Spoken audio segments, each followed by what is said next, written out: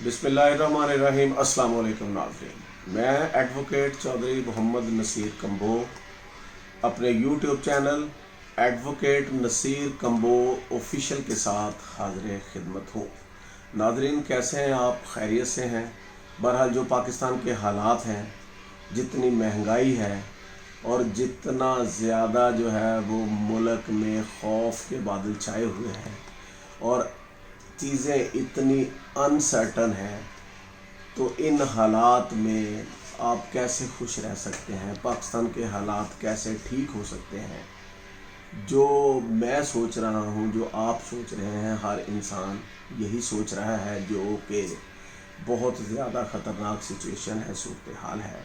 हम आज इस पे डिस्कस करेंगे कि अब जितनी ज़्यादा महंगाई है और जो जिस हद तक मुल्क के अंदरूनी और बैरूनी हालात जो है वो ख़राब हो चुके हैं, और दूसरी तरफ देखा जाए इशराफिया है, एक वो तबका है जो कि इन बुरे हालात, इतनी महंगाई के बावजूद उनकी मराआत में कोई फ़र्क नहीं है, और यहाँ तक है कि उनको अवाम का दुख तकलीफ़ या जो अवाम के मसाइल हैं या जितनी महंगाई है, एजुकेशन अवाम अपनी जेब से बच्चों को दिलवाने पे पैसे दे के मजबूर है। हेल्थ जो है वो इतना बड़ा इशू है हमारी कौम का कि हेल्थ के मामलात में भी लोग पैसे, जिसके घर में बीमारी है, अल्लाह माफ़ करे, बीमारी से महफूज रखे, वो घर में फाकों की नौबत आ जाती है, और इस पे भी रियासत या मुल्क की हुकूमत की कोई प्रोटेक्शन नहीं है। एजुकेशन फंडामेंटल राइट है, इस पे भी कोई सुनवाई नहीं है। अपने ताई अपनी मदद आपके तहत ही सारा कुछ हो रहा है, और किसी शहरी को कोई सहूलत नहीं है। और फिर देखें, बज़ाहिर गवर्नमेंटें, सूबाई भी और वफाकी भी, लेबर की मिनिमम वेज 35,000 37,000 रुपया अनाउंस कर दिया है। अब वो 35 और 37 कोई भी नहीं दे रहा। सिर्फ जो सरकारी मुलाजम है उसको सरकार दे रही है। वो पाकिस्तान में टोटल 10 लाख होगा, लेकिन अब इस वक्त पाकिस्तान की आबादी 24 करोड़ है। तो अब उनको जो तनख्वाह आइन में लिख दी गई है एक मज़दूर की मिनिमम वेज, वो तो मिल नहीं रही। अब रियासत कैसे कहे प्राइवेट सेक्टर में कि आप इनको दें? रियासत क्या दे रही है उनको?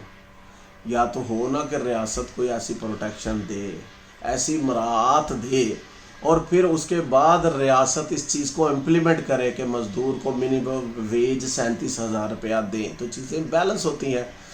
गवर्नमेंट कानून बना के, लिख के, अपना वोट बैंक सियासी पार्टियाँ सिक्योर करने के लिए सियासी क़यादतें जो है वो एक नारे के तौर पे कह देती हैं कि जी हमने 37,000 तनख्वाह कर दी। क्या 37,000 तनख्वाह दिलवाने में क्या रोल है?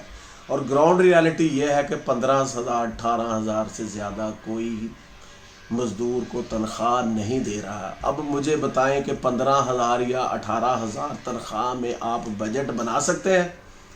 इसका जवाब ना में है। तो लोग फाकों पे मजबूर हैं, लोग खुदकशियों पे मजबूर हैं, और लोग जो है इस मुल्क में जो है बेरारफ़ी, जिनसी ज़्यादतियाँ, इंसानी हुकूक़ की खिलाफ वर्जियाँ आम हैं। उसकी वजह क्या है? उसकी वजह यही है कि एक तो मुल्क में महंगाई इतनी ज़्यादा है, दूसरा पाकिस्तानी शहरियों का middle class, lower middle class तबके का कोई पुरसाने हाल नहीं है। सफ़ेद पोशी छुपाने के लिए लोग पता नहीं क्या क्या जतन करते हैं। तो अल्लाह ताला हम सब की सफ़ेद पोशी बरकरार रखे। अब मैं आपको तवज्जो मबजूल करवाता हूँ कि एक तरफ तो हालात ये हैं, और दूसरी तरफ के हालात ये देखें कि हमारे मुल्क में जो हमारा सरमायादार तबका है, उसने भी सारी इन्वेस्टमेंट इस मुल्क से निकाल लिए, बाहर जजीरे बिज़नेस बना लिए हैं, चले गए हैं सारे। जो हमारे मुल्क में सियासतदान तबका है, उन्होंने भी अपने ठिकाने जो हैं वो बाहर दुनिया में बना लिए हैं, अपनी दौलतें बाहर ले गए हैं। फिर इस मुल्क में जो हमारी ब्यूरोक्रेसी है या हमारे दीगर तबके हैं, वो सब जो है वो इस मुल्क से मराआत भी ले रहे हैं, اور وہ مراعات کے علاوہ انہوں نے اپنے بچوں کو، فیملیوں کو دنیا میں باہر سیٹل کر دیا ہے، ڈول نیشنلٹیاں لے لی ہیں، یعنی انہوں نے بھی جب نوکری مکمل ہونی ہے تو ملک سے فلائی کر جانا ہے۔ ہمارے ملک میں کوئی بھی ہے، چاہے کوئی پولیٹیشین ہے، چاہے کوئی آرمڈ فورسز سے ہے، چاہے کوئی جج ہے، یا چاہے کوئی بیوروکریٹ ہے، تو وہ جب اس کا ٹینیور پورا ہوتا ہے تو وہ جا کے وہاں جہاں پہ اولادیں آباد ہیں وہاں پہ جا کے وہ اپنی باقیہ زندگی گزارتا ہے۔ تو اب یہ اگر حالات ہوں گے تو پاکستان کیسے ترقی کرے گا؟ پاکستان میں سے اشرافیہ بھی نکل گئی، بزنس مین طبقہ، پیسے والا طبقہ بھی نکل گیا، پاکستان میں سے لائق پروفیشنل طبقہ جو ہے وہ بھی انسیکیور فیل کرتا ہے، وہ نکل گیا ہے اور کچھ نکلنے کی سوچ رہا ہے۔ تو میرا یہ انالیسز ہے کہ یہاں وہی رہ رہا ہے جو مجبور ہے، ورنہ کسی کو بھی موقع ملے تو وہ 1 منٹ نہ لگائے یہاں سے نکلنے میں۔ تو یہ کتنی خطرناک صورتحال ہے۔ یہ صورتحال کیا ہے کہ ملک میں کوئی بھی سرو کرنے کے لیے تیار نہیں ہے۔ کیوں؟ کہ ملک میں پروٹیکشن نہیں۔ ان حالات میں کیسے ملک ترقی کرے گا؟ کیسے ملک اوپر جائے گا؟ کیسے یہ پاکستان جو ہے وہ ایک اسلامی فلاحی ریاست بنے گا؟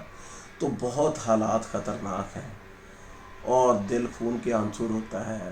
ملک کے جو ہے وہ انٹرنیشنلی پاکستان روز آوازیں چل رہی ہوتی ہیں، ڈیفالٹ ہو رہا ہے، IMF نئی شرطیں دے کے ملک پہ مہنگائی بم گرا رہا ہوتا ہے، کبھی جو ہے وہ پیٹرول بم گر رہا ہے، کبھی بجلی کی صورت میں لوگوں کو جو ہے وہ لوگوں کی آزمائش لی جا رہی ہے، کبھی جو ہے وہ ملک میں گیس مہنگی کی جا رہی ہے۔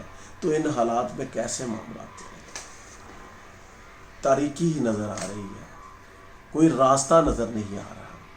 تو اس کے لیے اب دیکھیں ہماری اشرافیہ جو ہے وہ اتنی مراعات لے رہی ہے، اتنی زیادہ سہولیات لے رہی ہے، نہ ان کو گھر کے بجلی کے بل دینے کا فکر، نہ ان کو پیٹرول کا فکر، نہ ان کو وہ تنخواہیں لے رہے ہیں، وہ پروٹوکول یوز کر رہے ہیں اور وہ مراعات لے رہے ہیں۔ اب دیکھیں یا تو پھر ملک میں سارے طبقے، اشرافیہ اور عام طبقہ، ان میں ڈائیلاگ ہو جائے، وہ اظہار یکجہتی کے تحت کہہ دیں کہ جی ہم سرکاری گاڑیاں وڈرا کرتے ہیں، ہم جو ہے وہ بجلی پانی جتنی مراعات ہیں وڈرا کرتے ہیں، سرکاری گھر وڈرا کرتے ہیں، ہمیں جو تنخواہ بیسک سکیل کی 20 میں 21 میں 18ویں سکیل کی ملتی ہے ہم اس میں گزارا کریں گے۔ تو اس سے ریاست میں رہنے والے لوگوں کا مورال ہائی ہوگا اور یہ میسج جائے گا کہ کوئی طبقہ بندی نہیں ہے، سب برابر ہیں۔ اور پھر ریاست کے ساتھ ہم سب کو سنسیئر ہونا چاہیے، کمٹمنٹ کے ساتھ ہونا چاہیے، ہمارا ڈائیلاگ ہونا چاہیے، یہ ڈفرنس نہیں ہونا چاہیے، یہ ڈسکریمنیشن نہیں ہونی چاہیے، اور عوام کا، اداروں کا، سیاستدانوں کا گریٹ ڈائیلاگ کے بعد کنسنسس ہونا چاہیے اور ملک کی بہتری کے لیے چارٹر مرتب ہونا چاہیے، اور نیشنل ایکشن پلان جیسے بنتا ہے نا اس پہ اس طرح عمل ہونا چاہیے، پھر ہی ملک بہتر ہو سکتا ہے۔